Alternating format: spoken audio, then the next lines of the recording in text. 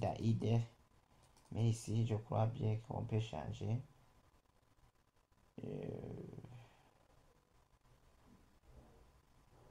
Remarquez que genre ici, je vais mettre genre étudiant par exemple.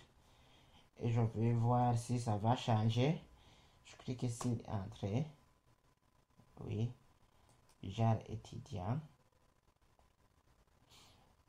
Et je vais regarder ici. Oui, ça a changé. Je vais ajouter dans âge. Ici, dans âge, je vais mettre âge étudiant. Et je valide. Oui, on peut changer ici. On peut changer les différents noms aussi en passant dans le dictionnaire de données. Mais ici, ce qu'on ne peut pas changer. Est-ce que je peux changer le nom? Non. Là, je fais des clics, il n'y a pas de changement. L'entité, le nom de l'entité ne peut pas changer et le nom qui va se générer automatiquement aussi ne va pas changer. Ici, alors, je vais dans le modèle physique de données, il n'y a pas quelque chose dans le code SQL. Aussi, dans le modèle logique de données, il n'y a pas quelque chose.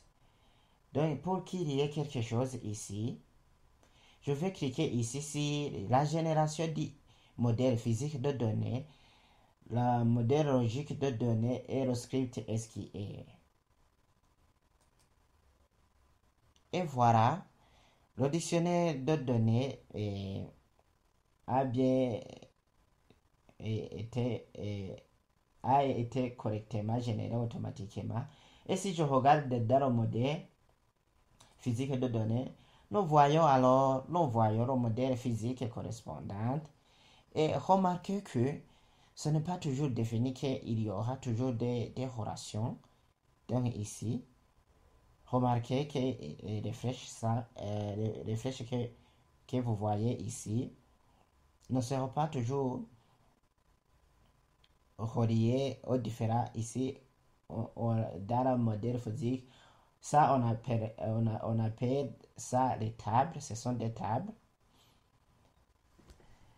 Aussi, dans le code SQL, ici, remarquez que dans le code SQL,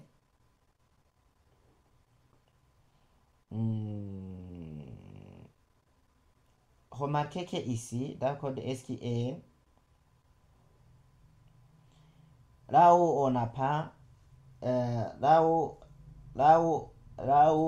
il y a, là où on a trouvé dans le dictionnaire, là où il y a dans le dictionnaire de données dans ID, ce qui va se générer automatiquement, nous remarquons que ici, on a ajouté aussi la table correspondante. La table correspondante, aussi ici dans le cours, il y a la table correspondante qui s'est ajoutée. Donc, on peut générer alors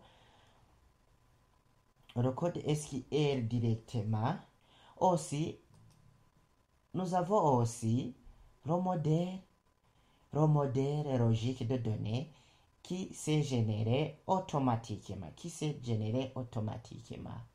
Et on va étudier comment on peut avoir le modèle logique de données. Après, nous revenons sur notre modèle conceptuel de données et je vais faire la sauvegarde de ce MCD. Et oui, je vais écraser.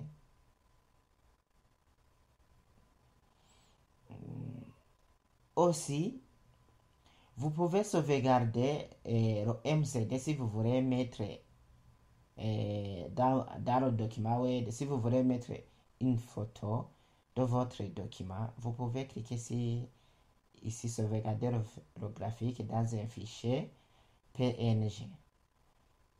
Je choisis toujours bureau, puis analyse SI, et je vais appeler exemple.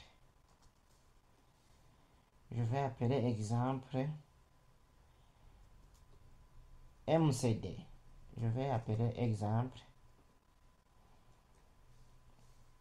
MCD et le fichier comportera l'extension .png.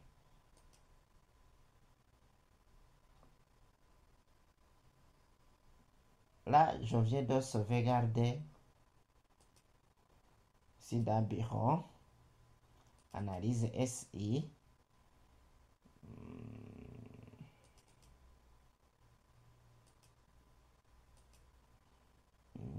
Analyse SI.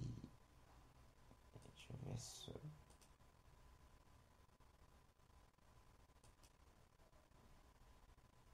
enregistrer.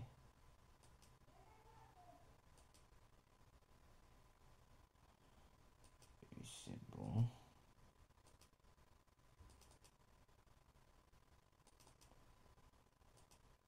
Je crois bien ça va marcher si je ferme, si je vais dans le document Word et que je vais chercher dans Analyse, dans Bureau, dans Analyse SI, je trouverai l'image correspondante. Je peux fermer.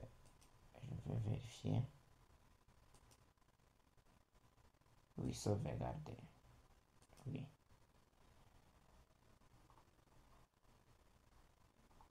Ici, je vais diminuer.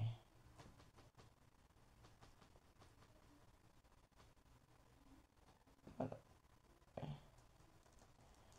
Et on voit ici aussi ce qui s'est exécuté en arrière-plan quand on faisait générer des modèles logiques et le modèle physique de données ici. C'est généré automatiquement des commandes. Je vais relancer l'application.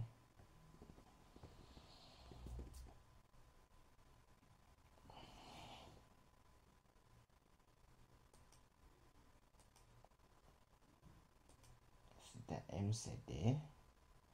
Ouvrir un document existant.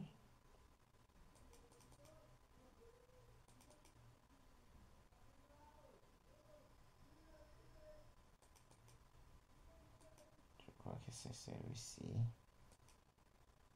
Et voilà. Si je veux faire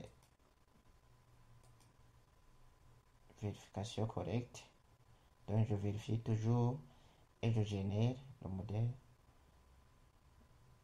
Et voilà.